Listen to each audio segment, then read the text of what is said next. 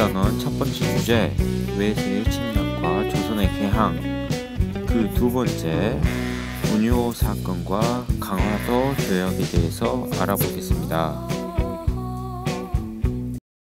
일단 지난 시간에 배웠던 내용을 다시 한번 정리해봐야 되겠습니다.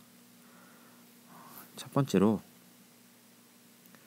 서양 세력이 동양으로 밀려와서 청나라와 일본이 서양 세력에게 굴복을 하였습니다. 그리고 조선에는 이양선이 등장함으로 해서 불안감이 계속 일어났습니다. 그러는 가운데 흥선대원군이 권력을 잡게 되는데, 흥선대원군은 조선을 더 강한 나라가 되게 하기 위한 개혁을 실시합니다. 그러던 중에 프랑스의 침입으로 병인 양요가 일어납니다. 그리고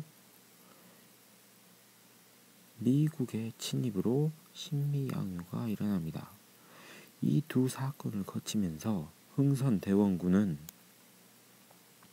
척화비를 세우고 서양과의 통상을 금지하게 됩니다. 자, 지난 시간에 이렇게 해서 흥선대원군이 물러날 때까지 배웠습니다. 자, 오늘은 흥선대원군이 물러난 이후에 벌어진 강화도 조약에 대해서 알아볼 텐데요. 강화도 조약의 원인이 되는 사건이 바로 운요호 사건입니다. 이 운요호는 일본의 배입니다. 일본의 군함입니다. 이 운요호가 강화도 근처에서 의도적으로 배를 멈추고 수심을 재는 행위를 하면서 조선군을 자극합니다. 여기서 중요한 건 의도적입니다. 일본은 이미 계획적으로 이런 일을 벌이려고 했던 겁니다. 그러니까 조선군의 입장에서는 계속 일본의 배가 이렇게 자기 바다 앞에서 머물러 있으니까 경고하는 대포를 쏘게 되는데, 운요호는 이때다 하고는 대포를 쏴서 초지진에 많은 피해를 입히게 됩니다. 이것이 바로 일본의 배인 운요호인데요. 이양선하고 비슷하죠? 맞습니다. 이 운요호도 일본이 영국에서 수입한 배입니다.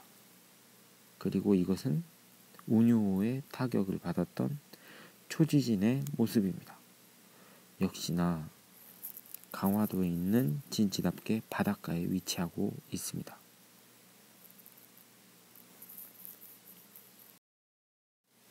자, 이 운요호 사건을 계기로 해서 일본은 통상조약을 맺을 것을 조선에 요구합니다. 그런데 문제는 뭐냐? 조선 안에 있는 많은 사람들이 일본과 교류하는 것에 대해서 반대를 합니다.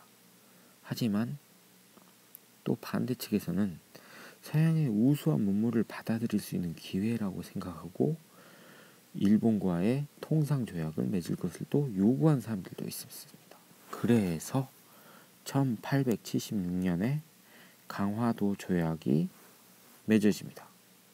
이 그림은 강화도 조약을 맺을 당시 협상을 하던 장면을 그린 그림입니다. 어느 쪽이 조선일까요? 맞습니다. 이쪽이 조선, 이쪽이 일본입니다.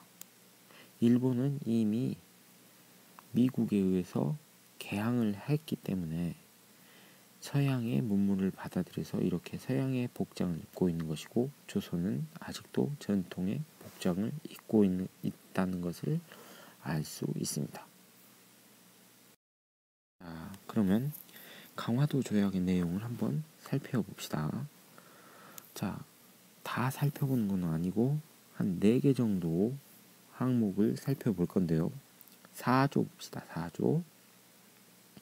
조선은 부산 이외의 2곳을 개항하고 일본이 오고 가며 통상을 허가한다 라고 되어 있습니다.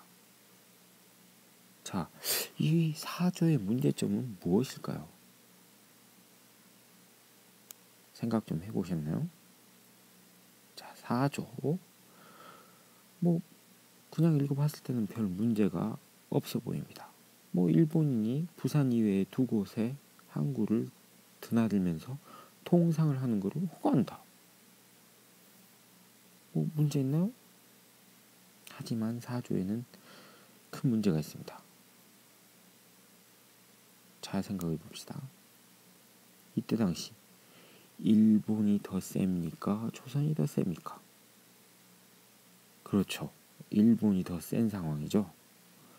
그렇다면 일본인이 와서 통상을 하게 되면, 우리나라에서 장사를 하게 되면 일본인이 이익을 보게 되겠습니까? 우리나라가 이익을 보게 되겠습니까? 그렇습니다.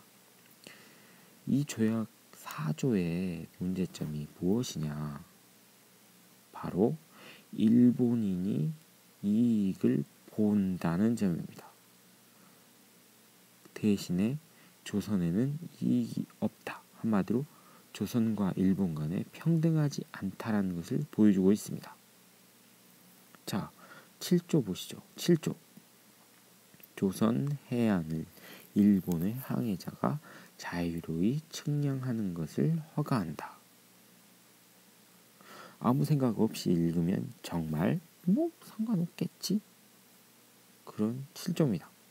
그런데 여기에도 문제가 있네요. 찾았나요? 예, 그렇습니다. 여러분 집에 여러분 가족도 아니고 다른 사람이 들어와가지고 방 넓이 재고 숟가락 몇 개 있고 그런 거 세면 기분 좋습니까? 그것도 허가도 없이. 그렇죠. 기분 안 좋겠죠? 7조는 그런 상황입니다. 일본의 항해자가 자유롭게 측량을 한다는 겁니다. 조선의 허가도 안 받고요.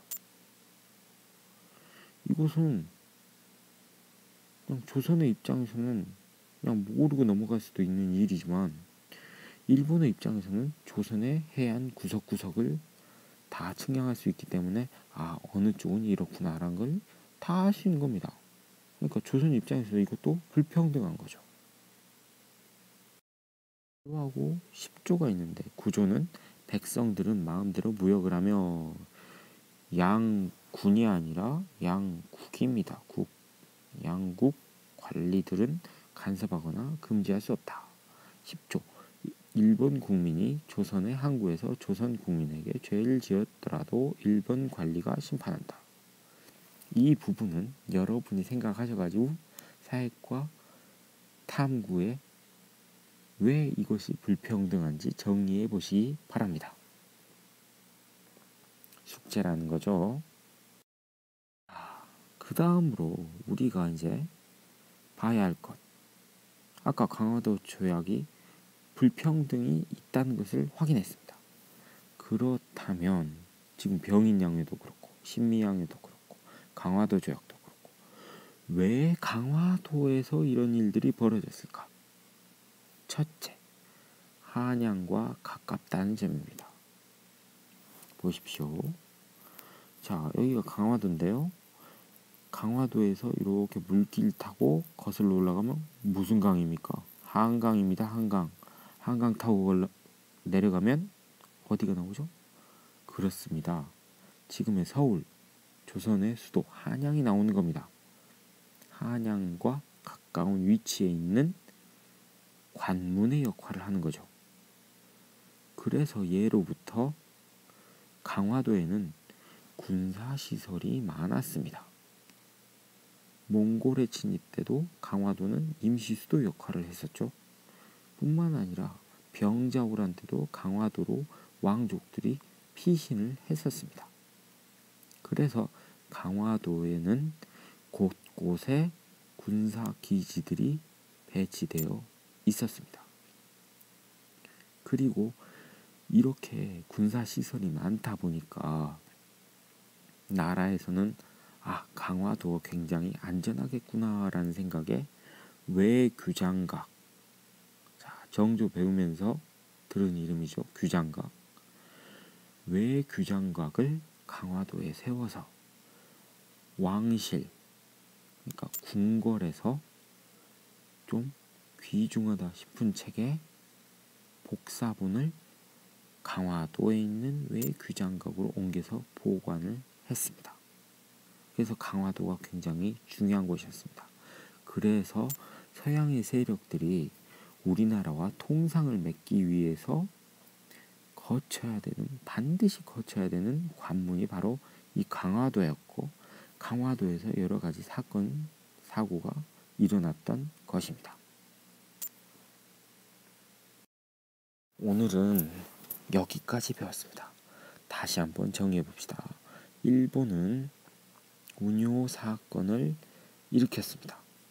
그리고 이 운요 사건을 빌미로 해서 통상을 요구합니다. 조선은 논란 끝에 일본과 강화도 조약을 맺게 됩니다.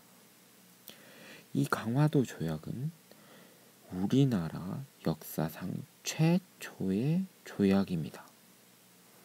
그런데 이 조약의 내용이 일본에게 유리한 불평등 조약이었습니다. 여기까지 보느라 수고하셨고요. 사회책과 사회과 탐구는 이 부분입니다. 아까 말씀드렸던 숙제가 바로 사회과 탐구 40쪽입니다. 사회과 탐구 40쪽을 풀고 중요한 단어를 표시하고 질문을 적고 모르는 단어는 꼭 뜻을 찾아가지고 책에다가 써주시기 바랍니다. 여기까지 듣느라 보느라 수고하셨습니다.